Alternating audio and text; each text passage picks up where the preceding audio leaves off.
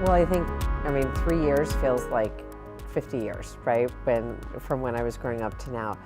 From a publisher standpoint, I think what's changed is the way consumers want to and are consuming content, right? So some of that is, and obviously there's a trickle into how they generate revenue, but the volume of video and the demand for video and the different types of devices and habits that are happening throughout the day, consumers are starting to be more fickle about content that they consume, much more demanding about its quality, and more specific and deliberate. We're starting to see patterns come up about what types of content they consume, on what device, at what time of day, or in doing what activity, right? So you're starting to see a new habit shift, and then consumers' threshold for the same platforms, messaging, for example, right?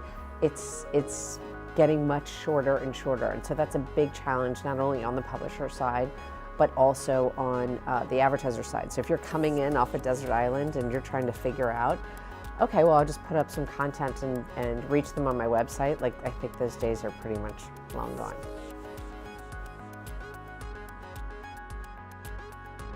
Well, I think so on the advertiser side, I would say that one of the biggest things that's changed in the last 3 to 5 years is just simply data, right? Data is driving many more decisions than it ever has, creative included, not just media. And so when you connect that to the publisher question you just asked, it's really hard. There's not only a demand for massive scale, but there's a demand for results because data can be so prescriptive about what's working. And so therefore content, right, that has a full circle effect on, is your content satisfying and giving consumers what they need? Because if not, data will reveal that the consumer engagement is not high enough to warrant an advertising investment. So it's all connecting in a much tighter way, and the level of transparency throughout that ecosystem is just increasing, daily. So there's no hiding under the sheets anymore.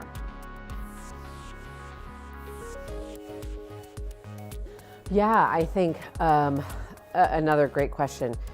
The value of data historically online, right?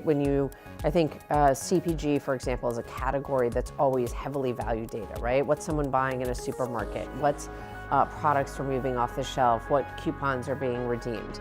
And in digital, typically, even that type of data has been largely used for one of two purposes: to build audience segments that you generically target, or then build audience models off of, or to simply retarget, right? I'm on a website, I'm looking for shoes, and for 6 weeks I get shoe ads, right? I think today what we're seeing is data really just being a foundational center to attribution modeling, right? So truly, what combinations of media and marketing exposure are driving what type of consumer action, product purchasing, service enlisting, right? All of that. And so again, data being at the core of that is allowing us to look at everything differently, right? And so again, I think it is lifting the sheets up off of everything. There's no more, no one is hiding. Data is just the ultimate truth serum in our world.